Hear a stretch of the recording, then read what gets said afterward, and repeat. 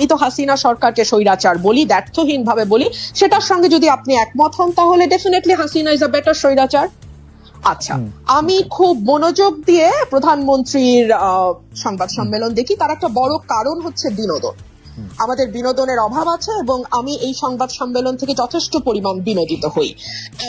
বিনোদনটা এ কারণেই যে একটি ছোট্ট মিষ্টি প্রশ্ন, যে প্রশ্নটি আসলে প্রধানমন্ত্রীর অত্যন্ত মনোপুত হবে, এরকম একটি প্রশ্ন করবার আগে দীর্ঘ সময় ধরে প্রধানমন্ত্রীর নানা রকম প্রশংসা করা হয়, এমনকি আঞ্চলিক ভাষায় মানে আমি আসলে বলেই ফেলি, এই বেডির সময় ফসল ভালো হয়, এই মানুষটি ম্যাজিক লেডি, এই ধরনের কথাবার্তাও খুব চমৎকার ভাবে বলা হয়। এবং আপনি অস্বীকার করবেন বলে আমার মনে হয় না, ওই সময় তো ক্যামেরায় ওনার ফেস ধরা থাকে, ওনার যে উচ্ছ্বাস, আনন্দ এবং চাপা গর্ব আমি দেখি, তাতে আমার মনে হয় চাহিদা যোগানের একটি চমৎকার আয়োজন সেখানে হয়। একটা কথা খুব স্পষ্ট, প্রধানমন্ত্রী যদি সত্যি সত্যি না চাইতেন যে এই স্তুতি স্থাবকতা চলতে থাকুক, তাহলে কারো ঘরে দুটা মাথা নাই যে সেই স্তুতি করবে। উনি ভালোবাসেন বলেই এই স্তুতিগুলো হয়। এবং প্রশ্নগুলো আপনি লক্ষ্য করবেন, ধরুন যখন আমাদের একজন শীর্ষস্থানীয় পুলিশ কর্মকর্তার দুর্নীতি নিয়ে পাতার পর পাতা রিপোর্ট প্রকাশিত হলো, আইনজীবীরা দুদকে গেলেন, আইনজীবীদের মানে বিষয় আমলে নিয়ে দুদক তদন্তেও নামলো, প্রধানমন্ত্রীকে নিয়ে তো এই প্রশ্ন করাই যেত। কেন করা যেত আপনি প্রশ্ন করতে পারেন, যেটা তো আসলে প্রধানমন্ত্রীর দায়িত্ব না, এটা দুদকের দায়িত্ব, পুলিশ আইন শৃঙ্খলা রক্ষাকারী বাহিনীর দায়িত্ব, উনি কেন এটার মধ্যে কথা বলবেন এ কারণেই যে বাংলাদেশের প্রধানমন্ত্রী যেহেতু মশা মারার কৃতিত্ব থেকে শুরু করে মানুষ হত্যার বিচার পর্যন্ত সকল কিছুই, আপনি এত চমৎকার বলেন, আসলে শুনতে ইচ্ছা করে, কিন্তু একটা প্রশ্ন না করে পাচ্ছি না। আপনার কাছে কি মনে হয় যে আপনি উচ্চ পর্যায়ের পুলিশ কর্মকর্তা যাকে বলছেন তিনি আসলে অবসরপ্রাপ্ত কর্মকর্তা, এবং তার কেস যে দুদকে নেওয়া হয়েছে সেটা প্রধানমন্ত্রীর জানার বা এপ্রুভালের বাইরে, এইটা আপনি মনে করতেছেন? না, তার জানার বা অ্যাপ্রুভালের বাইরে না, কিন্তু তিনি জেনেছেন এবং অ্যাপ্রুভ করতে বাধ্য হয়েছেন। কারণ এইটুকু আইওয়াশ না দিলে না না না এখনো চোখের পর্দা কিছুটা আছে, ওই পর্দা। তবে উনি মানে পুলিশ কর্মকর্তার কথা বলছি, উনি কতটা খোলা হাতে বের হতে পারবেন সেটা একটা প্রশ্ন। ধরুন বেসিক ব্যাংকের বাচ্চু শেখ আব্দুল হাই বাচ্চু, ওনার নামের আগে শেখ ছিল না, আমি জানতাম না, ফরাসুদ্দিন সাহেব যেহেতু দুদিন আগে সেটা খোলাসা করেছেন, সেটা অবশ্য আপনাদের রিপোর্টারদের একটা ফোরামেই তিনি খোলাসা করেছেন, সেখানে তিনি স্পষ্ট করেছেন নামের আগে শেখ ছিল না, এখন শেখ যুক্ত হয়েছে। আচ্ছা, আব্দুল হাই বাচ্চুকে নিয়ে কিংবা আচ্ছা কোনো ব্যক্তি বাদ দেন, বাংলাদেশে মন্দরিনের পরিমাণ 4.5 লক্ষ কোটি টাকার উপরে, এটা আমরা বলছি না, অর্থনীতিবিদরা বলছেন। এই মন্দরিন কাদের কারণে হয়েছে, তাদের সুবিধা দিতে হয়েছে, আমরা বাংলাদেশে যারা আছি সবাই জানি। আচ্ছা, ধরুন একজন ঋণ খেলাপি, তিনি মাত্র 2% ডাউন পেমেন্ট দিয়ে তার ঋণটি রেগুলার করে ফেলতে পারবেন। অথবা ধরুন একজন ব্যাংকের পরিচালক, যার আগে মেয়াদ ছিল 3 বছর, সেটা এখন বাড়িয়ে 9 বছর ছিল, প্রথমে পার্লামেন্ট এসেছিল 9 বছরের দাবি নিয়ে, সেটা আবার অটো কেউ দাবি না করতে 12 বছর করে ফেলা হয়েছে। এইগুলো নিয়ে কি ওনাকে প্রশ্ন করা যায়?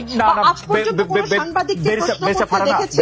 আচ্ছা, আমি আপনাকে একটু বলতেই চাই, একটু বলি যে আসলে প্রধানমন্ত্রী শেখ হাসিনাকে এই বিষয়ে স্পেসিফিকলি প্রশ্ন করা হয়েছে, তিনি এটা নিয়ে উত্তর দিচ্ছেন যে সাংবাদিকদের তিনি আহ্বান জানাইছেন যে আপনারা আমাকে তালিকা দেন কার কার কার কার কার কার ব্যাপারে আপনারা কি জানতে পারছেন, আমি চেষ্টা করতেছি, এবং এই প্রশ্ন করা হয়েছে, আমি শুনছি। তাহলে আমার উত্তর হবে কতটা এড়ানো। আপনারা যেটা বলছিলেন যে এত স্পেসিফিক উত্তর কেউ কি দেয় বা প্রশ্ন এড়িয়ে যায়, এর চেয়ে সুন্দর এড়ানো আর কি হতে পারে? তালিকা দেওয়া কি সাংবাদিকের দায়িত্ব? দুদক কি করে? এসবি, ডিবি, এনএসআই, ডিজিএফআই, তারপরে আপনার কি বলে, সরি এনএসআই, ডিজিএফআই তো দায়িত্ব না, বাংলাদেশ ফাইন্যান্সিয়াল ইন্টেলিজেন্স ইউনিট তারা কি করে, বাংলাদেশ ব্যাংক কি করে, এটা দেখার দায়িত্ব কি সাংবাদিকের? এই উত্তরটা দেওয়ার মানে কি জানেন? ইটস আ ক্লিয়ার মেসেজ, দ্বিতীয় দিন আর এই প্রশ্ন করবেন না। ঠিক যেমন সংসদে দাঁড়িয়ে আমি যখন বাংলাদেশের অর্থনীতির দুরবস্থা নিয়ে এবং টাকা পাচার নিয়ে কথা বলেছিলাম, তখন বাংলাদেশের সাবেক অর্থমন্ত্রী আহম মোস্তফা কামাল বলেছিল, আপনারা কি করেন বিরোধী দল, আপনারা তালিকা দিতে পারেন না, বিরোধী দলের তালিকা দেওয়া কি বিরোধী দলের কাজ? তখন আমি বলতে বাধ্য হয়েছিলাম, আপনার পাশে যে ফরেন মিনিস্টার বসে আছে তার কাছে তালিকা আছে বলে তিনি স্বীকার করেছেন, অ্যাটলিস্ট কয়েকজনের নাম, মানে কয়েকজনের তথ্য তিনি জানেন, অথচ তার কাছ থেকে তালিকা নিয়ে বিসমিল্লাহটা করেন। জি, ইন্টারেস্টিং পয়েন্ট। আপনার বিএনপির কথাই তিনি হয়তো বলেছেন যে তারা আসলে নির্বাচনে কেন আসবে, তাদের নির্বাচনে কে, মানে নির্বাচনে যদি তারা আসেন কে হবেন তাদের পরবর্তী নেতা, এটা একটা বিরাট কথা। এটা তো আগে ঠিক করে তারপরে নির্বাচনে আসতে হবে, তা নাইলে তো তারা যে কোনো ছুতোনাতে নির্বাচন বর্জন করবেনি।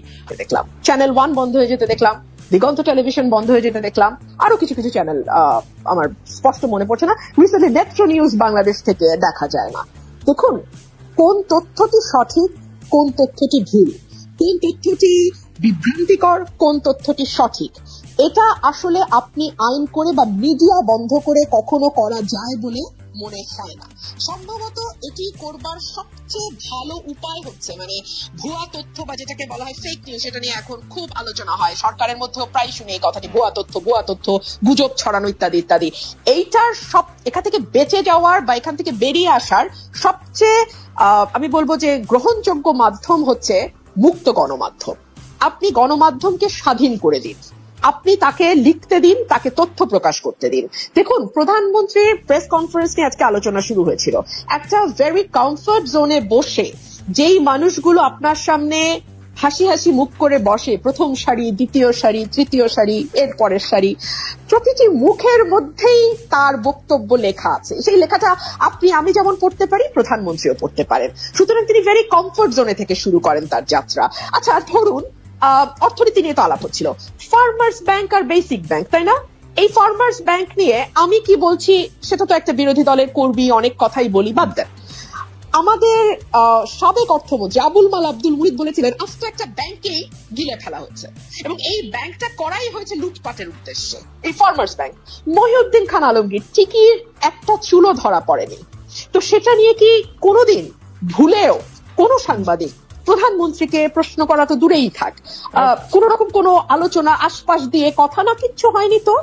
কিংবা ধরুন অনেক রকম উন্নয়নের যে এত বয়ান, হ্যাঁ এত মানে রোল মডেল হয়েছি আমরা, আমাদের ঘর থেকে বেরোলেই এখন শুধু উন্নয়ন আর উন্নয়ন, এত কথা বলা হয় উন্নয়ন নিয়ে, মাথা পিছু আয় নিয়ে গর্ব করা হয় ইত্যাদি ইত্যাদি। প্রধানমন্ত্রীকে কি একবারও প্রশ্ন করা হয়েছে?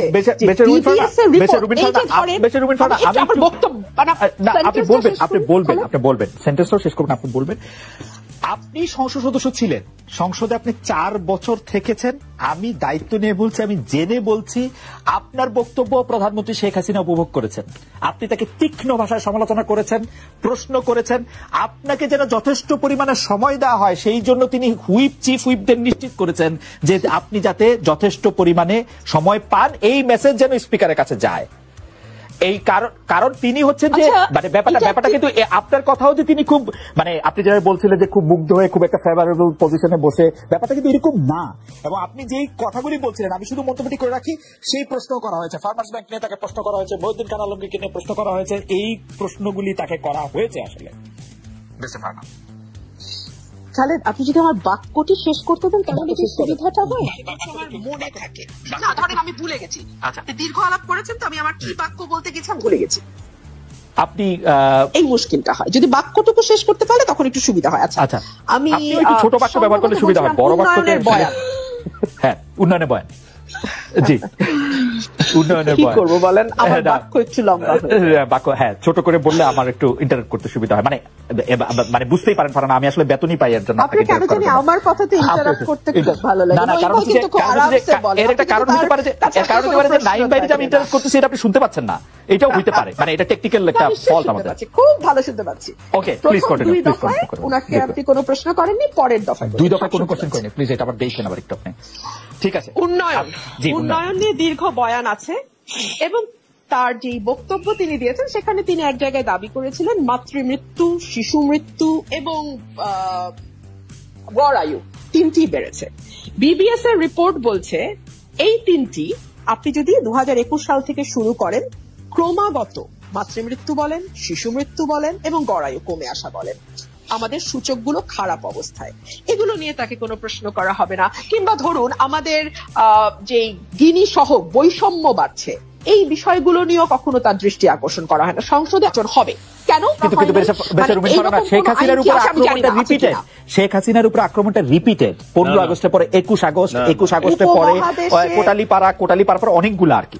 যাই হোক, আমি যে প্রশ্নটি করতে চাইছিলাম সেই প্রশ্ন, বিলিয়নিয়ার উৎপাদন করে এবং ফোর্বস পত্রিকায় সেই বিলিয়নিয়ারের ছবি ছাপা হয়। আমরা এখন এতই উন্নত জাতি, কারণ 50 বিলিয়ন ডলার একটা খাত থেকে এক্সপোর্টও করে বেরসা ফারানা, 50 বিলিয়ন ডলার একটা খাত থেকে এক্সপোর্টও করে। নো ডাউট 50 বিলিয়ন ডলার একটা খাত থেকে এক্সপোর্ট যে দেশে হয় সেই দেশে বিলিয়নের আরো কয়েকজন থাকার কথা। হ্যাঁ, সেটা বানাতে গিয়ে আমাদের বৈষম্য যখন 4-9 গিয়ে থাকে, তীব্র বৈষম্য হয়, সেই জায়গাগুলোতে যদি ফোকাস করতেন এবং একটা সুষম উন্নয়ন নিশ্চিত করতেন তাহলে ভালো হতো। সুপ্রিয় দর্শক মণ্ডলী, সম্মানিত দর্শক শ্রোতা, এতক্ষণ আপনারা দেখলেন সাংবাদিক খালেদ মহিউদ্দিনের টকশোতে সাবেক প্রধানমন্ত্রী শেখ হাসিনা ও বিএনপি নেত্রী ব্যারিস্টার রুমিন ফারহানার ভিতরে তুমুল ঝগড়া। আশা করছি এই ভিডিওটা আপনাদের খুবই ভালো লেগেছে। আরও ভালো ভিডিও পেতে SI মোল্লা 24 নিউজ ইউটিউব চ্যানেলের সাথে থাকুন। পরবর্তীতে আরও ভালো ভিডিও নিয়ে হাজির হব। ততক্ষণে সবাই ভালো থাকুন, সুস্থ থাকুন, শেয়ার করে SI মোল্লা 24 নিউজ ইউটিউব চ্যানেলের সাথেই থাকুন।